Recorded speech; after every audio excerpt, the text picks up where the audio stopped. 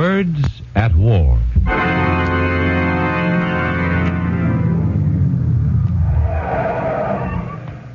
Good evening, sucker. Oh, no, don't look at him. It's you, I mean. Think you're a wise guy, don't you? Catch you buying the Brooklyn Bridge or taking money out of your sock to pour it down a fake oil well. Yeah, my heyday is over. Bootleg gin, speakeasies, protective associations. All my racket's gone with prohibition. Maybe, sucker. Maybe. Yeah, I'm still around and doing fine. Take this war now. It's got angles if you know how to work them. You call it a war for democracy. Well, that's okay with me. Call it what you like. Sucker. I ain't complaining. I'm getting mine out of it. Well, so long, sucker. I'll be seeing you.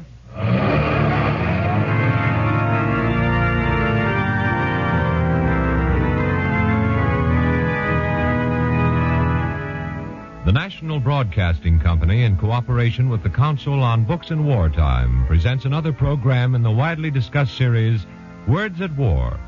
Tonight, our story, dealing with the enemies on the home front, is based on the book by Harry Lever and Joseph Young, Wartime Racketeers. Ted Osborne is the narrator.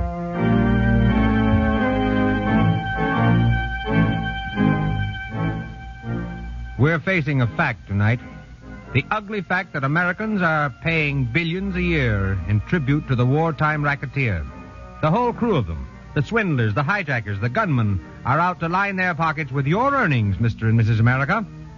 Not in a dark alley at the point of a gun. That's pre-war technique. The gangster 1945 style operates in broad daylight.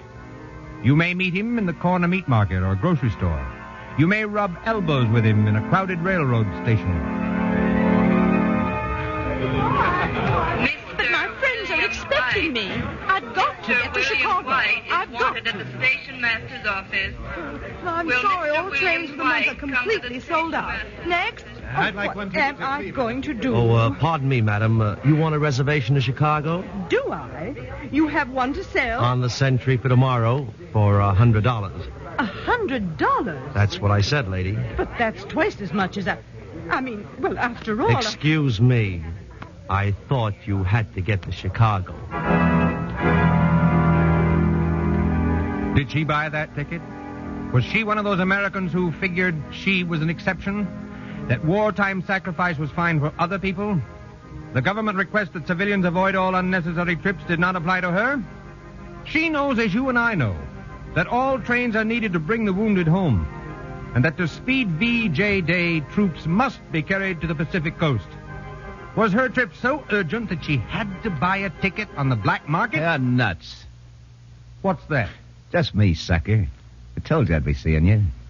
Sure, me and my pals are doing business at the railroad stations, at the meat market, and the grocery stores, too. It's a free country, ain't it? People want to buy from us, it's their business. They got the money to spend, sure. They got money to burn. Yes, my scummy compatriot, you're right. Americans have money to spend today. $14 billion more spending money than before the war.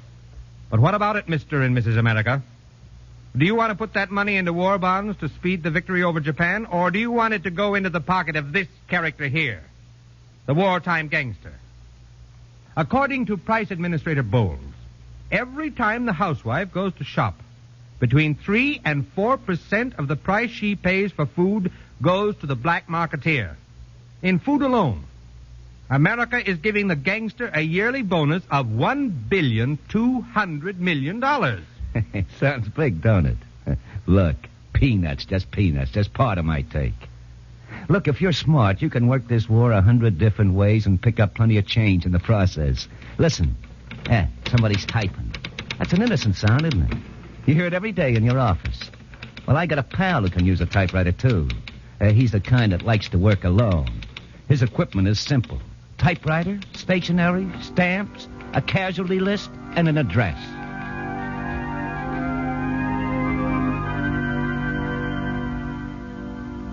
George, dear, will you come here, please?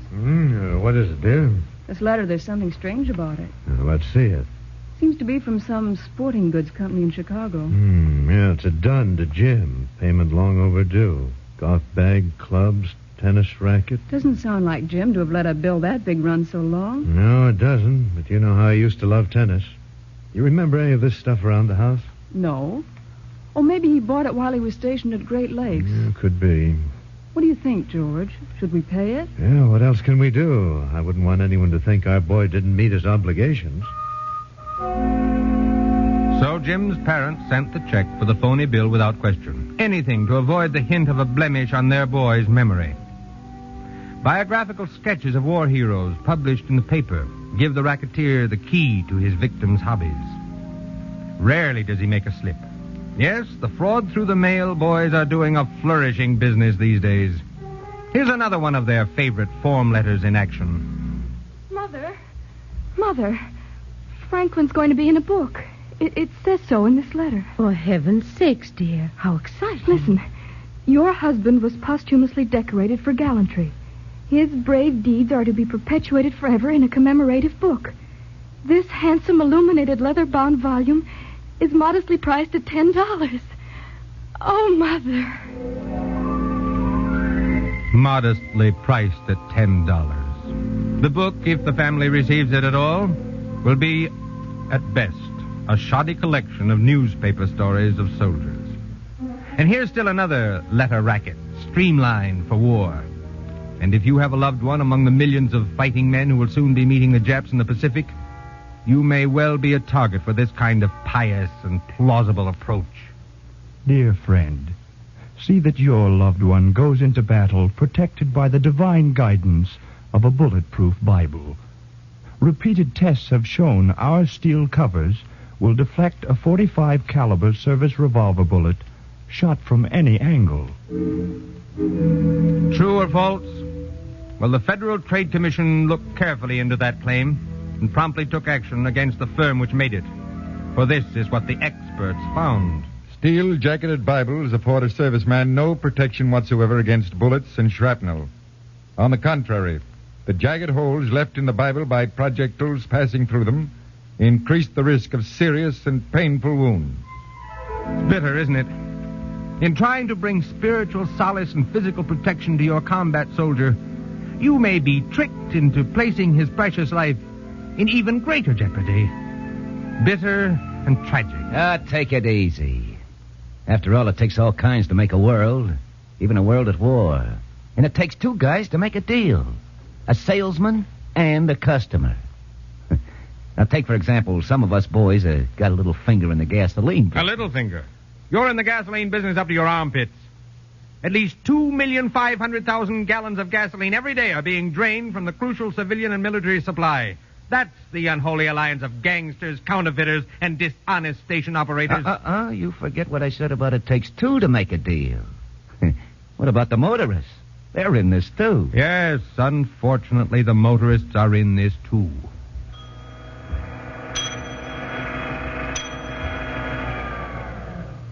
That'll be $10.80, sir. $10.80? Well, there must be some mistake. I only have coupons for 3 gallons. Who said anything about coupons? I filled her up that I was doing you a favor. Oh.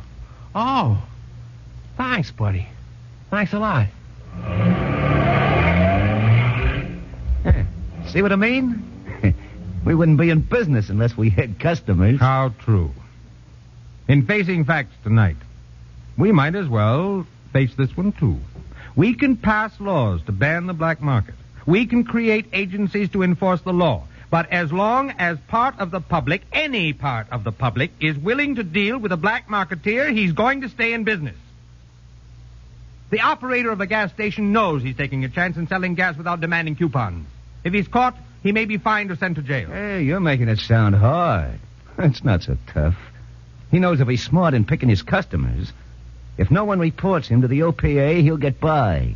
And he doesn't worry about turning in coupons for gas either. Yeah, he's got plenty. Where's he get them? Wait. Oh, yes. Thanks for reminding us. Do you hear that? Printing presses at work. Working against you. Working against all America.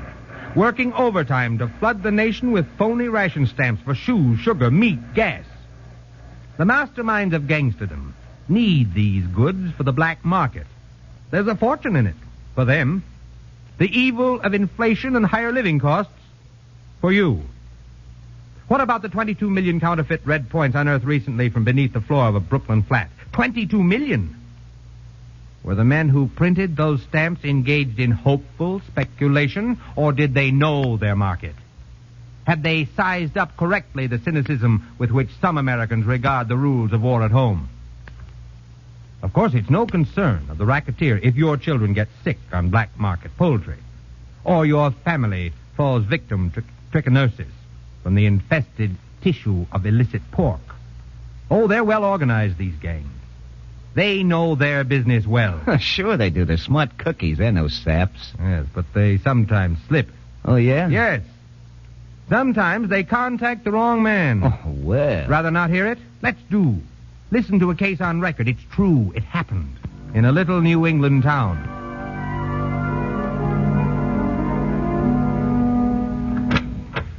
Mr. Williams, this is Mr. Hill. Oh, come in, come in. How do you do, sir? Sit down, won't you?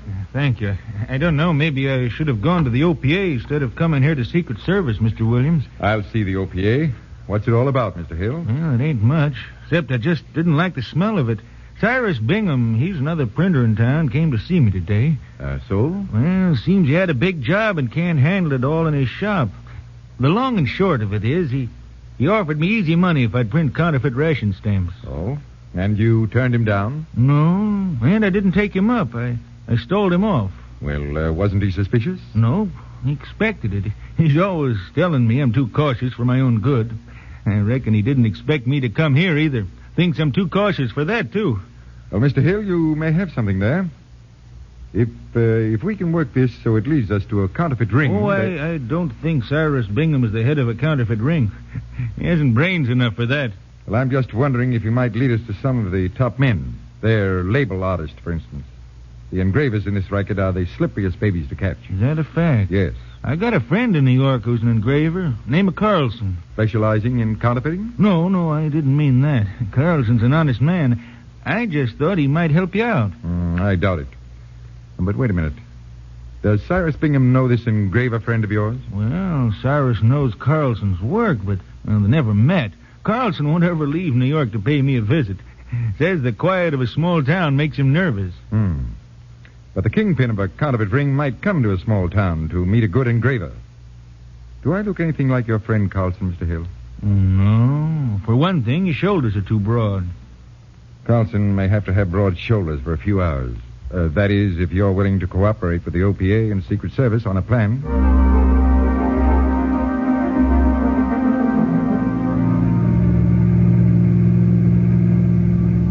How many more blocks, Sergeant? About 5, Mr. Williams. Turn right the next corner, then we're practically there. Only a few minutes to go, Mr. Hill. Yes, sir. Darn these matches anyway. A little nervous, are you? Oh, no, I just can't get this pipe lit. But I ought to be nervous. Never been arrested before. Cyrus Bingham and the bird behind him are more apt to talk to you if you and I are picked up as part of their gang. They won't know where the leak is then. I only hope they won't keep me long at the police station. My wife didn't like my coming to the shop instead of going to church on Sunday morning. If I'm not on time for dinner, she'll raise Cain. Well, don't you worry. You won't even miss the suit. This it, Mr. Hill? Yep, this is my shop. All right, men. Haul out. Now, Mr. Hill, just show the sergeant and his men that back room of yours.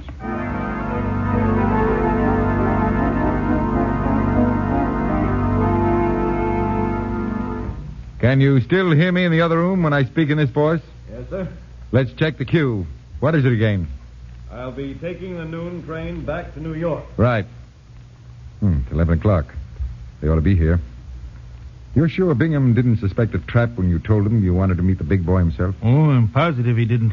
He thought it was my cautious nature. And just like me to want to meet the man who was going to pay for the job. Quiet. Here they come. Well, hello, Cyrus. Morning, Bert. Mr. Antoine, Mr. Hill's the printer I was telling you about. Glad to know you, Mr. Antoine. Meet my friend, Mr. Carlson. Oh, yes, the engraver. That's right. Are you a good engraver, Mr. Carlson? I've had 20 years to prove it. Tell me, could you copy exactly the Great Seal of the United States? I can try. Mr. Hill has some samples of my work. Yes, right here on the table. Yes, not bad. The work of a craftsman, at least. You are responsible for these reproductions, Mr. Hill? I am, sir. You work well together, I like that.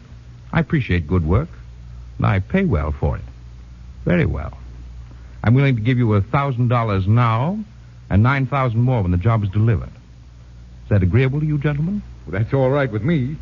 I'll guarantee my work will fool any expert. We have Bert Hill prints it on the right paper stock. Mr. Bingham will see to that. We have ample supplies of specially processed paper, shall I say, borrowed from the government. Does the government help you in distributing the stamps, too? Unfortunately, no. Since we are competitors, they will not cooperate in marketing them for us. We have our own wholesale distributors. Oh, you have? Your work is not in that department, Mr. Carlson. We do not encourage probing. Oh, that suits me. The less I know about this business, the better. All I want's my cut of that $10,000.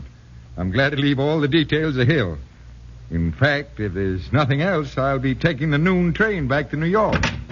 All right, boys. Hey. Get them up. But Hey, see here, what is all this? four of you. That goes for you, too. But, my dear fellow, I'm a stranger here. I don't know what this is all about, I'm sure. You heard what I said. Get your hands up. Well, what for? That's more like it. Now, suppose all of you file out quietly to the car in the alley. Well, I know. Be too bad to spoil the Sunday peace. Mr. Hill missed church that Sunday, but by leading the OPA to two men involved in the counterfeit racket, this printer in a little New England town performed a valuable service to his country. With his help, a counterfeit ring was smashed before it could produce and circulate its handiwork. So what? That's one case, sure, but just one. Just a drop in the bucket. Unfortunately true. Now, the general public and the families of servicemen are not the only targets for the war racketeer. G.I. Joe himself is on their list. Not long ago, two sailors found that out the hard way in a pub in Liverpool.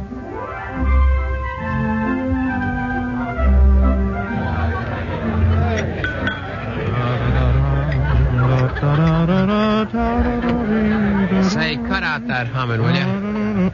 Well, why? I like the tune. Well, there's nothing wrong with the tune, only my wife sings it. Your gal knows that song? I'll say she does. Last thing she sang to me. No kidding. Yeah. That's my gal's theme song, too. Yeah. Gee, I'd sure give a lot to see her again. We was married 6 months ago, just before I shipped out from Norfolk. Norfolk? Well, that's where I met my gal. Yeah? I never believed in love at first sight till it happened to me. We got hitched there about 8 months ago. Huh. If I could just hear her voice just once over the phone. Yeah, it sure would be nice. Oh, boy. Hey, you want to see a picture of my wife? Okay. Of course you don't do it justice. But, hey, take a look.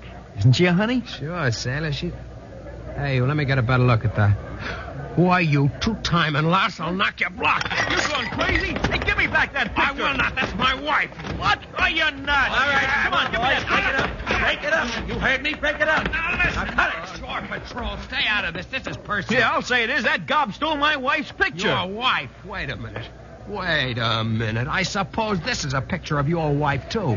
Well, and in a bathing suit. Yeah. Hey, where'd you get it? Where'd I get it? Say, that guy ought to be locked up. With my own camera, I take a picture of my wife. You say that again, I'll let you have All it. right, Help me. now Give me listen, you that two. picture. Cut it. Let's see those snaps. Some chassis. Yeah, it's the same pickup girl, all right. Pickup? She's my wife. Your wife? She's my wife. All right, stop it. Now, stop it. You gobs don't look very bright, but you ought to be able to dope this one out. You're wasting your time. That's enough out of you. The only thing wrong with you guys is you're both married to the same dame. What? It's impossible. What's impossible about it? Ain't either of you ever heard of Allotment Annie?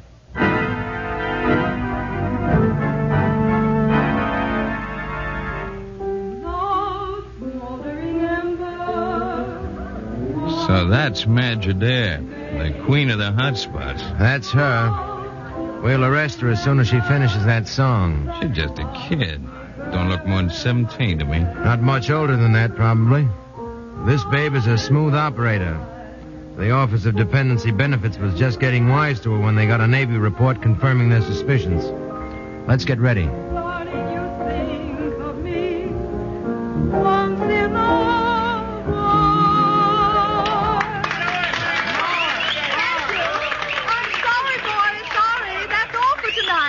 sugar. Let's get out of here. Just a moment, Mr. Adair. Make way, civilian. Imagine me in a hurry. I got a date with the parson. Ray, honey, don't shout it to all the world. Why not, baby? I'm proud of it. I want the whole blooming world to know. But it was to be our secret. Secret marriages are rather in your line, aren't they, Mr. Adair?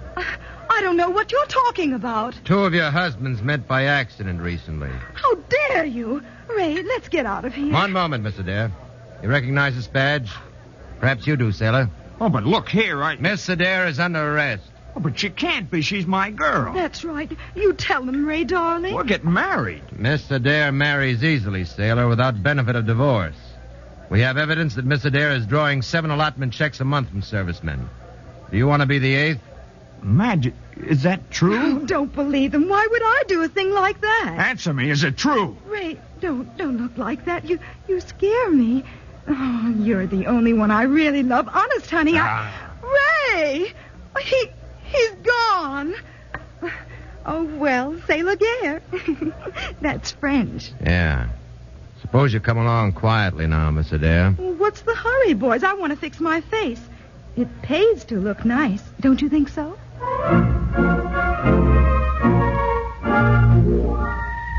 And that's allotment Annie. Very often the product of a broken home, lack of religious training, of too zealous a pursuit of happiness. She continues to trip blithely up church aisles, but sooner or later she trips and falls into the arms of the FBI. She's just an amateur. She don't know from nothing. The guy that's really cashing in is a misery gyp artist. Oh, yes. I was coming to him. He hits a new low of contemptibility. For once, I'm almost inclined to agree with you. Well, even you. The stock in trade of the misery gyp artist is human suffering. His technique is a personal visit to the family of a man in service.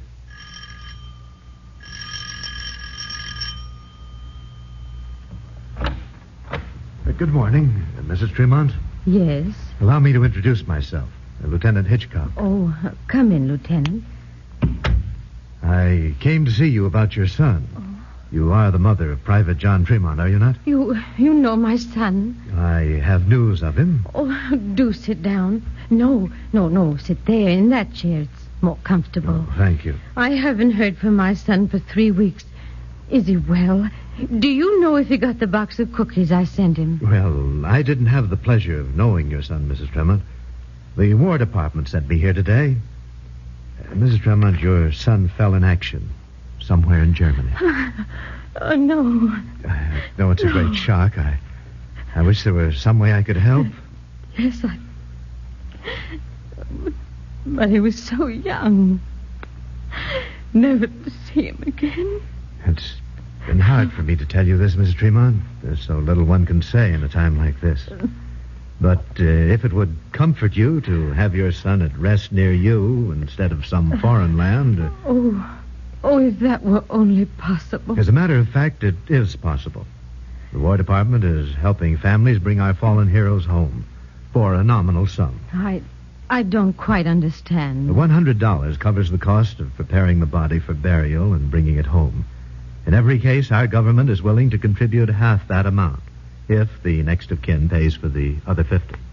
$50? Yes, it's not in any way obligatory, Mrs. Tremont. Your decision is entirely up to you. Oh, yes, of course. I suppose you want the money right away. Oh, not necessarily. If it's difficult for you, if you don't happen to have it in the house. But I do. I have it. Thank heavens I do have it. It's right here in this candy jar. I've emptied my purse into it at the end of every week. I was saving it for him to help him get started on a career. It's grown a lot. Nearly $60. $50 is all the War Department asked, Mrs. Tremont. Yes, so you said... Oh, what's this? Just a temporary receipt for the money, Mrs. Tremont. But really, Lieutenant, that's not necessary. Well, perhaps not, but I prefer you have it. You'll receive an official receipt from Washington in a few weeks. Will it be very long before they send him home? I hope not, Mrs. Tremont, for your sake. I promise you I'll do everything in my power to bring your boy back to you as soon as possible.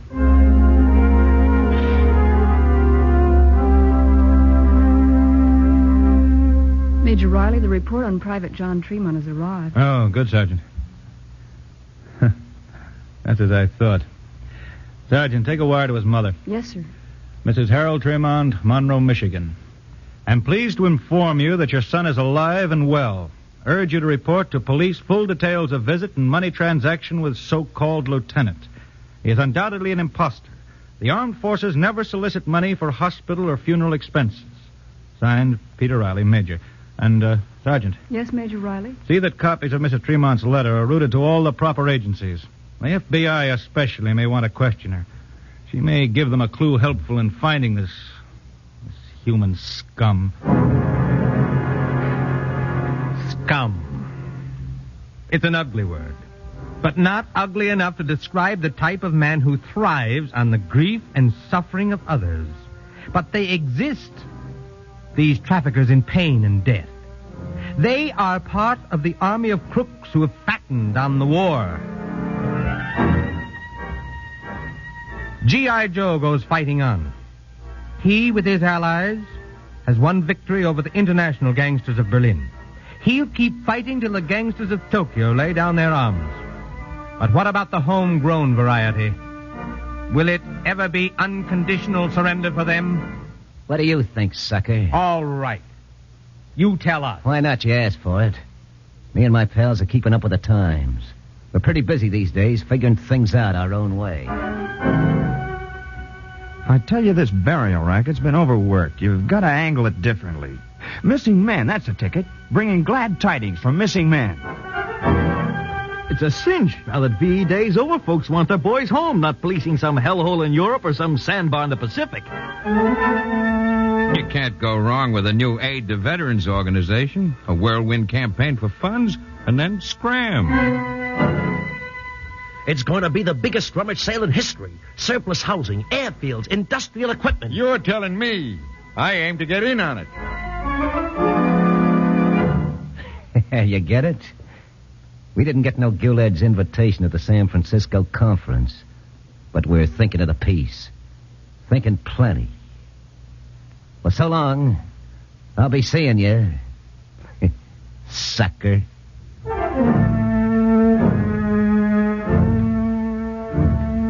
How about it, Mr. and Mrs. America? Will he be seeing you? We're tracking down the war criminals in Europe. But what about those on the home front? They're making their post-war plans now. It's not enough to be indignant. It's not enough to say there ought to be a law. We have laws now to drive them out of business. But in the last analysis, it's squarely up to you and me, the ordinary citizen. Without us, the racketeers and gyp artists simply couldn't operate. Working together, we won the war against Hitler and his gang. We're going to win the war against Japan. And by working together, we can win the home front war. We can free our country of racketeers. We can win the battle for America.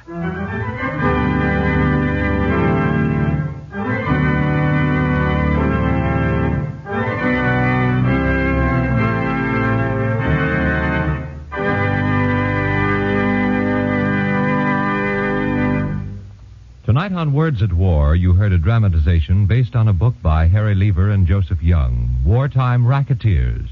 The radio version was written by Maxine Wood and featured Ted Osborne and Chuck Webster. The music was arranged and played by William Meader, and the production was under the direction of Garnet Garrison.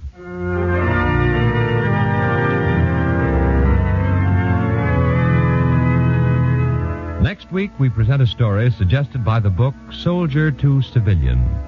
Words at War is brought to you in cooperation with the Council on Books in Wartime by the National Broadcasting Company and the independent radio stations associated with the NBC network.